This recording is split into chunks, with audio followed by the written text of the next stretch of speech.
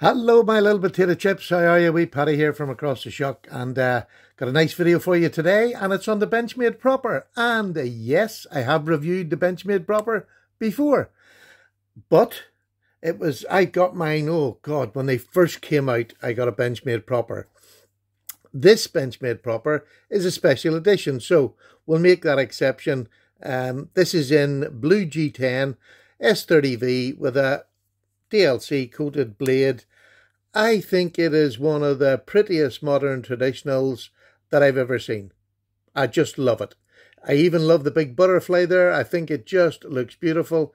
Very simple. This was a limited run. I think it was off 500. Not too sure on that though, but this is number 360 or something. I'm not sure what that means. It came out a couple of years ago. It was more expensive than the other ones, so I never got it. I bought the basic. I had the micarta version, and it was my, what can I call it? It was to me, it was the most perfect slip joint, modern slip joint, with so many imperfections. But it's a perfect slip joint, but it has got a lot of things, not a lot of things. There's quite a few things that irritates me, but it wouldn't stop me. I bought the last knife. I was given this knife by tacticalknivesuk.co.uk, I should say, tacticalknives.co.uk. They gave me this knife to review and to keep for the channel, and I really do thank them for that. Look, they're a great company. They don't tell me what I can say, what I can't say, what I like or what I don't like. I told them I had one before, and you know, there was a few things they're just personal things, but they're little things that niggle me, but it wouldn't stop me buying the knife. I never regretted buying the knife. I actually sold the last one recently. I had adapted. I'd put a big finger choil in at the front of it, but I needed some money, sold it. But because I'd put the big finger choil in it, I sold it at a third of the price that it was. And there was nothing wrong with it whatsoever. But once you adapt something, always remember that. You're never going to get the money you paid for it.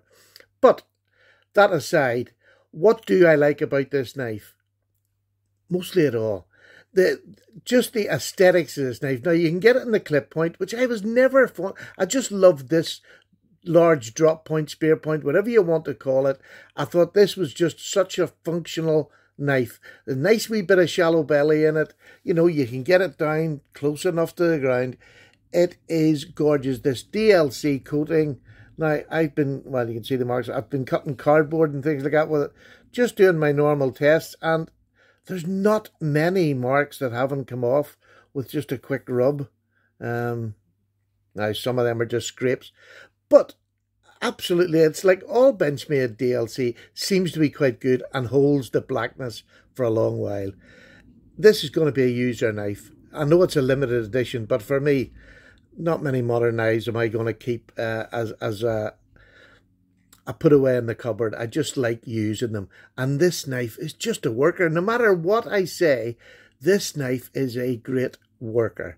It eats cardboard. It eats all the things we use on a regular daily basis. It's even good on cellophane. There you go. So that says a whole lot. I do love this. I love the black backspacer as well, or the spring, I should say, because it runs on a spring. It's not a detent. It's a proper spring. And there's where the first little... Here. That's it. It is an incredibly weak back spring for a knife of this price. And for what it could be, it's only a matter of putting a stiffer back spring in. I mean, that's all it would take. And I'm literally, look at that. Before it does anything, it gets to about there, and then you just get that wee gentle thing. There's next to no snap in it. And that is the bit about this knife. If you can get over that, and to be honest with you, it's not hard because the rest of the knife is good. The rest of the knife is good. On my original one, I filed this little bit down and I filed this little bit down, which made it more comfortable to grip. But I'll be honest, that was the micarta version. This one, I'm not finding that same problem. So I'm just going to rule that one out. The micarta, I found it was a wee bit pokey here, but it was literally a simple little file, and I took the edge off it and it made it perfect. I put the big finger choil in it. There's a lovely sharpening choil in this. It's really good. They've taken it beyond the plunge, so you get that really nice. Now, this is Benchmade's sharpening, which it's excellent. Absolutely, it is razor sharp. Razor sharp. This one, as I say, is an expensive version because it was very limited, only 500. Tactical Knives UK have got some. I don't know how many they've got. So this particular one, if you really do want this, it is expensive. It's about £50 more than the base model, which is the micarta and the red G10 with just a silver blade. Two beautiful knives, and there's no need to go this bit unless you want it. And to be honest with you, I want this. I just love it. It's not that I'm sick of micarta, but I go through phases on most things. This G10 just looked so good with the black DLC. The micarta I don't think would have looked as nice. So kindly they sent me this one. But they do the micarta, and they do the G10 in the other models and the other blade shapes. Go over and get them. They're about 150. S30V fit and finish is absolutely marvellous, except for that weak back spring. And I can't understand, after, you know, so much time they've been out and so many people saying about the weak back spring.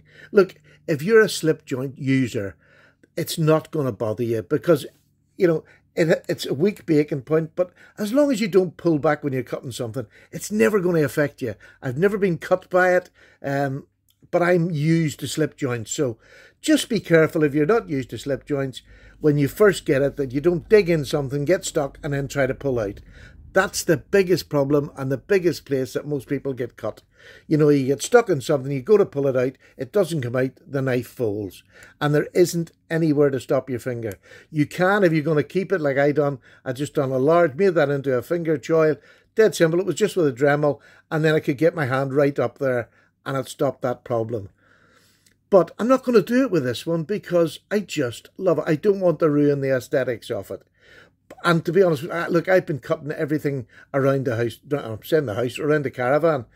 Absolutely marvellous. Really, really, really enjoying the knife.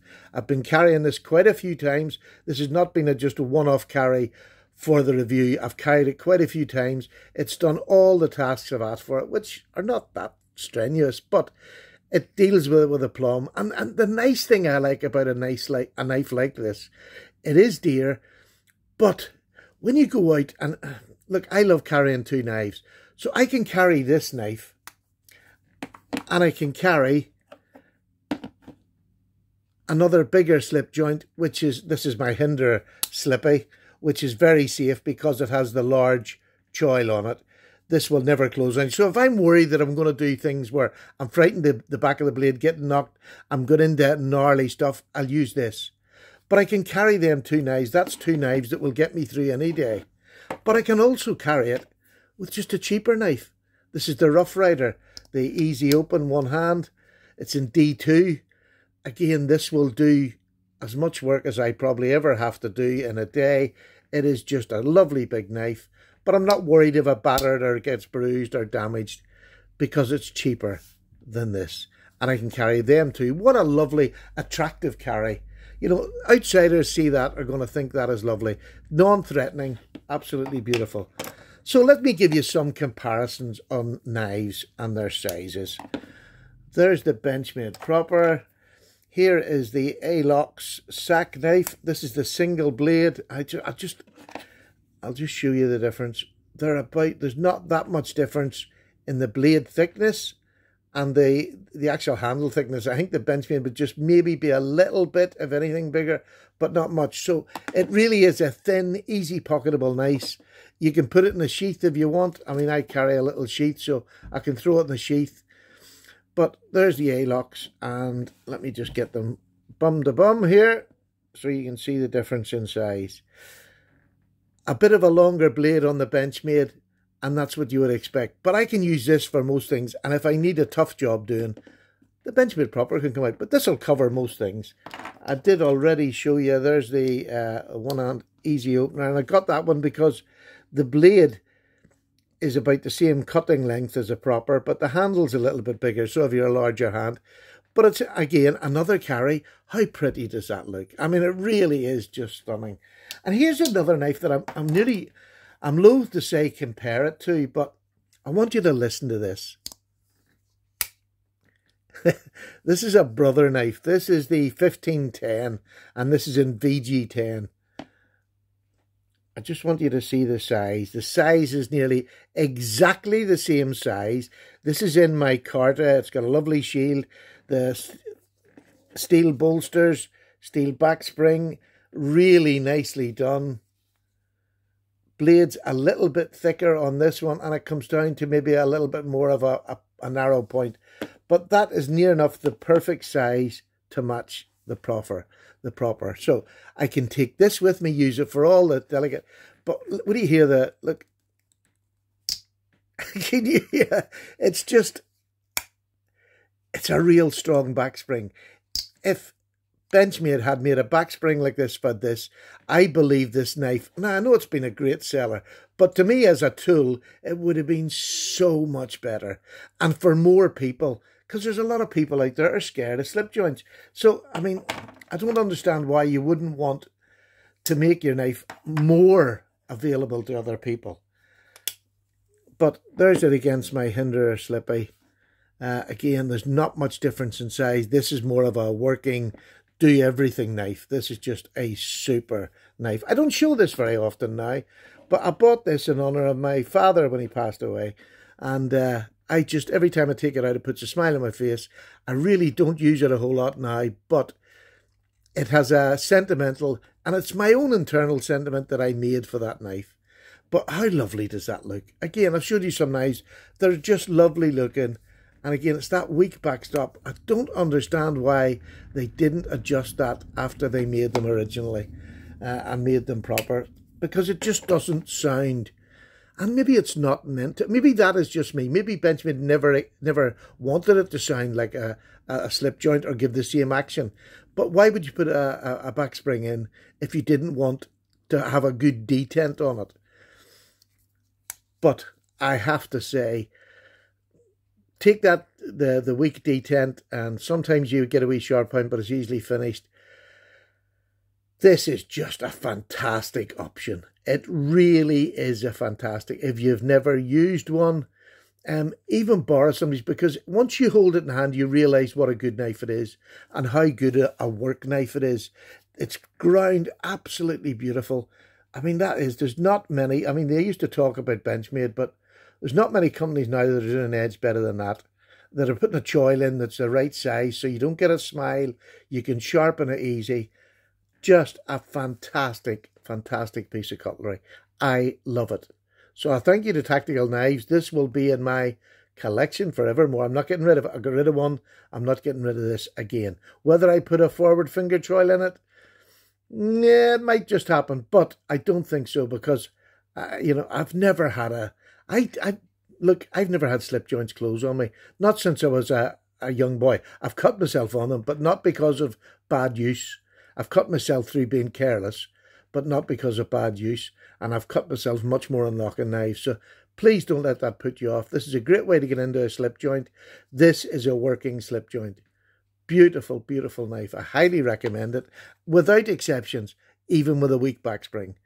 And it's not often I would say that, to be honest. You know, I'm being really honest. It's not often. A weak back spring is usually a killer for me. But with this knife, it has so many other qualities, i.e. the fit, the finish, just its looks. You don't have to buy this expensive one. The base model is every bit as good. There's no difference in the use of the knives. I just bought this for looks. I didn't buy this. I got given this for the looks. So take care, everybody. Tactical Knives UK, they really are improving their service. They're getting more and more slip joints in. Every week there seems to be something new on it, and they're getting restocked more and more often now as you buy them. So thank you very much for going over there and buying from them. I believe this company is going to grow with us as a channel, because they're doing, and ask them questions. Ask them, can they get you? I've spoke to Brad, and he is quite happy if he gets enough people asking for the same knife, he will get it in if he possibly can. So there you go. Go over, get that contact up with them, and make it our wee knife channel over here in the our wee knife company over here in the UK. Let's support them. They're doing their best for us. Let's show the love. Take care, everybody. Paddy's away. Cup of tea time. Bye bye now.